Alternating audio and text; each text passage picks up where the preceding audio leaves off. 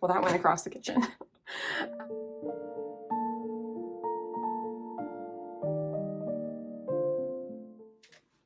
Hi, welcome to my channel.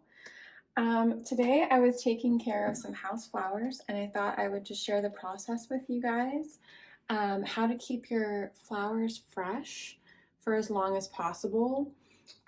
These flowers are going on 2 weeks old and they look great. You know, some of them haven't even completely opened. So I wanted to share with you my tips and my tricks for keeping these so fresh. I've got another vase here. These flowers look a little more tired, and that's just because they're ready for their refresh. So it's a good sign when flowers start to droop a little bit or lose their pollen on your surfaces that it's time just to do this little refresh. So what I do first is grab my accoutrement. You're just gonna need some granulated sugar, just plain white granulated sugar, and you'll need some ice. I would say probably 4 or 5 ice cubes per vase is what I have found is fine. And then the other thing you'll need are scissors. So I'll show you why we need the scissors in a second. But so what I'll do first is pick up these flowers from their stems, being very careful. Don't smush the blossoms because that's the opposite of what we're trying to do. So I'll just go ahead and pour that out. And then I always rinse your vase. You don't have to use soap, but just rinse it, because as the stems are deteriorating, they're dirtying your water and bacteria can be in here. So if you don't rinse that out, it will just infect the flowers over its next week's life cycle, and you won't get that fresh, beautiful look. So all I've done is just rinse it with water. I didn't use any soap. Tip though, for crystal, do not use hot water. I probably wouldn't even use warm water. I think I usually do cold to lukewarm water, because crystal is very sensitive to heat. And if you get it too hot, your crystal will cloud, which I don't know if there's anything worse than buying beautiful crystal and having it be cloudy. So don't do that. Okay, so we're just gonna empty that out, put it over here on the side. And then with these stems, what we're gonna do is grab the scissors. And what you're gonna wanna do is here at the ends, cut at like a 45-degree angle like this. Watch. So 45.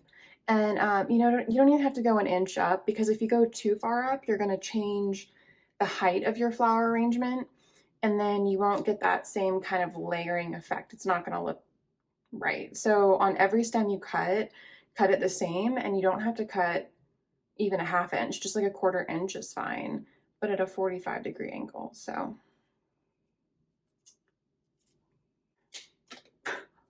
well, that went across the kitchen.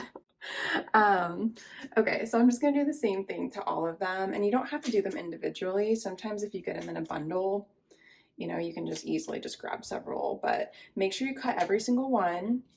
And the reason we do this is at the very end of your stems, they start to get kind of gooey and smushy as they're like decomposing, and they can't absorb water the same. So by cutting up a little bit, we are giving them literally new life, because now they can access the water through the fresher stem. So that's why we do that.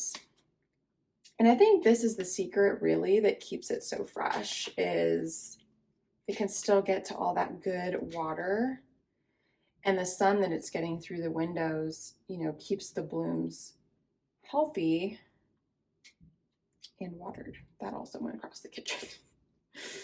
I'll find all of them, I'm sure. So now I have all of the stems cut. You can see the height of the arrangement hasn't really changed because I did them all very evenly.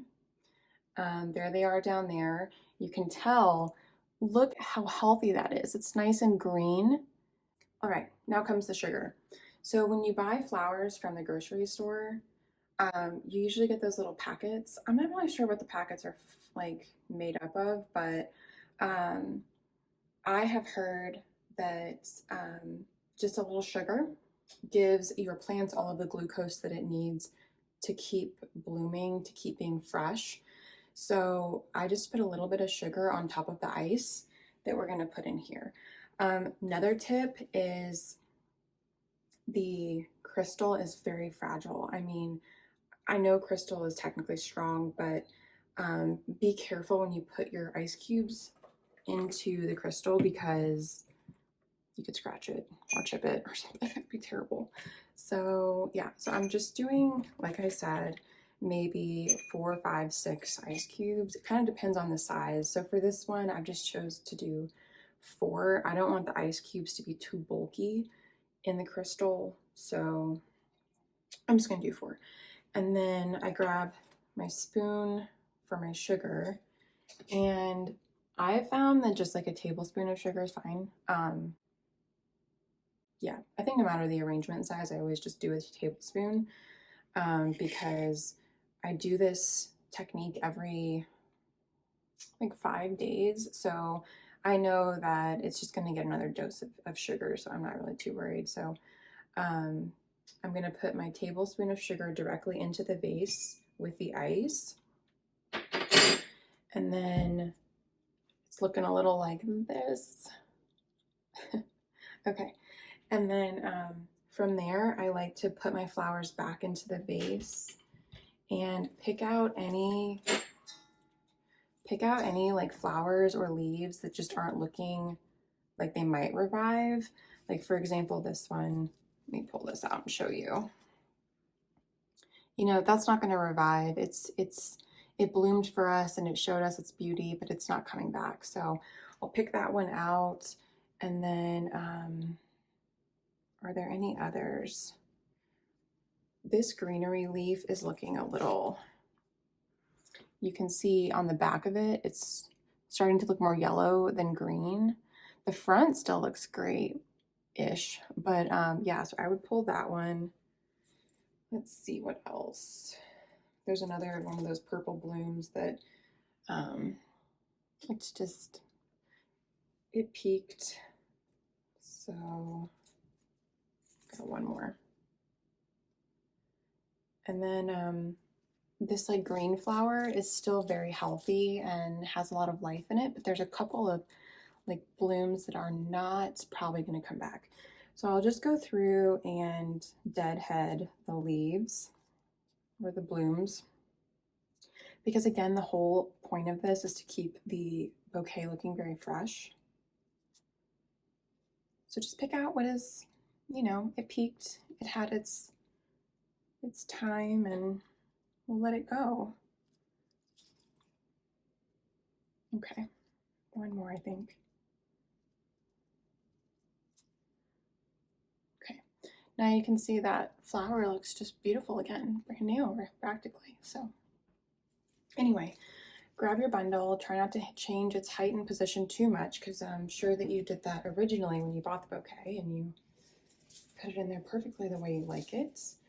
So I'm just kind of zhuzhing up over here, trying to make sure that all the stems are touching down into like the ice and everything, because when we fill it with water, you're going to want to make sure absolutely every stem is touching water. So, all right, it looks pretty good to me. So I'm just going to turn on the faucet and fill it with cold water, and don't fill it too quickly of a pace, because if you do that, it could splash everywhere and you're going to get sugar all over your counter. So just be patient. It's a loving process. Just go slow.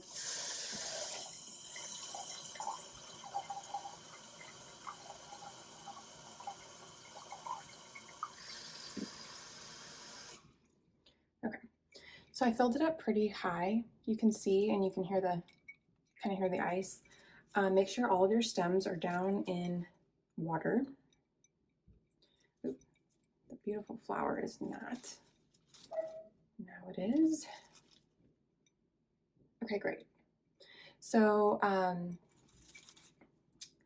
fill it up pretty high, so that way if any of the stems are less tall than others, they're all getting water. And the thing is if you wait too long to refill the water, you can start to get that murky effect. And that is not something you want your flowers bathing in. So keep an eye out for that sign. Everything looks very healthy right now. But if you go too high in your water and you start to get the leaves down in the water, you're going to accelerate that process of dirty water. So yeah, just keep an eye on it. It looks pretty good. Maybe that one just a little bit. But anyway, I thought I was dressing up my flowers and I was refreshing them, and I would just help you guys in case you didn't know these tips. So let me know in the comments if this is new information, old information, or if you have a family secret or a sweet Southern secret on how to keep your flowers fresh for longer. Have a good day.